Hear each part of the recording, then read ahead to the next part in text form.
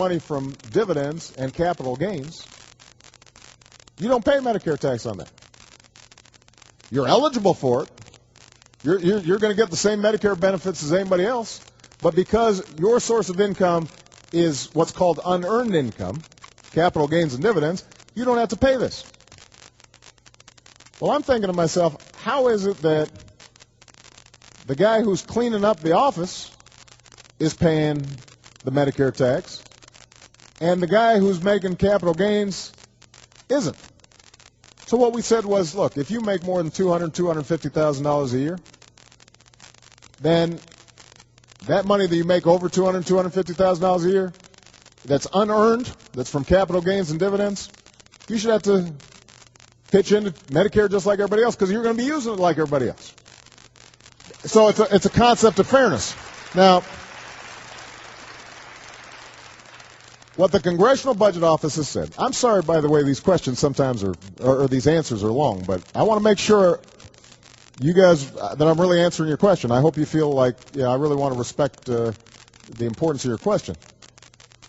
What the Congressional Budget Office has said is that as a consequence of the savings from the waste and fraud, combined with the new revenue sources I just mentioned, that this thing is going to actually reduce our deficit by over $1 trillion. Over $1 trillion. We're actually saving money for the government because we closed the roof. The house is now insulated. It's warm. And by the way, in the meantime, we've got a whole bunch of people who were left out in the cold who are now being taken care of. That's the concept. But I know that for a lot of people, they've got a legitimate concern about, gosh, it just seems like government spending's out of control. I understand that. I feel that. But understand what happened. When I walked in, we already had a $1.3 trillion deficit. That's an annual deficit of $1.3 trillion. That's the day I got sworn in, before I did a thing. We had $8 trillion in accumulated debt from the war in Iraq, not paid for, the prescription drug plan, Medicare Part D, not paid for, Bush tax cuts, not paid for.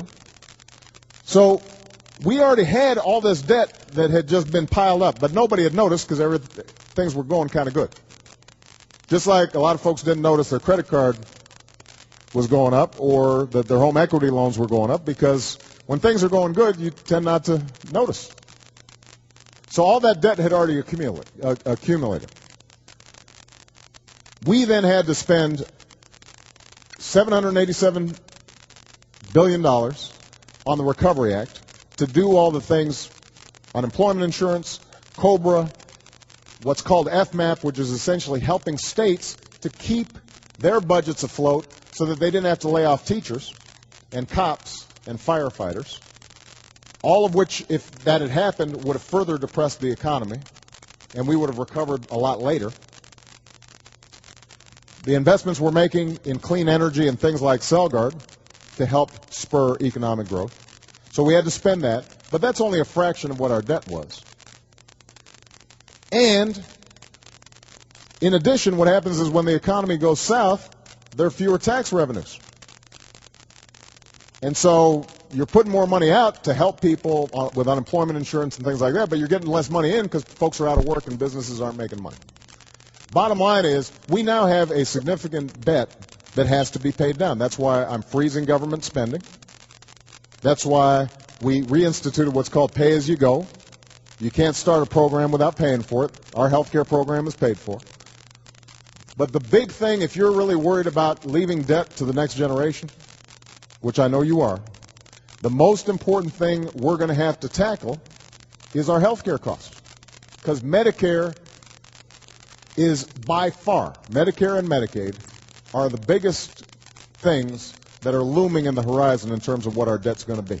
Nothing else comes close. If this health care bill never existed, if I didn't do anything about it, we'd actually be $1 trillion worse off over the long term. But even with what the savings we're getting from healthcare, we're still going to have to do more.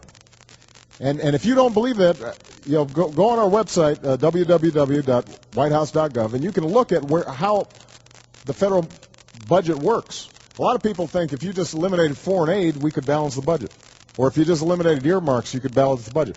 Earmarks, pork projects, what everybody calls pork, those account for about 1% of the budget, less than 1%. Foreign aid accounts for about 1.5% to 2% of the budget. Most of the budget is Medicare, Social Security, Medicaid, defense spending, and interest on the national debt. That accounts for about 70% of the budget.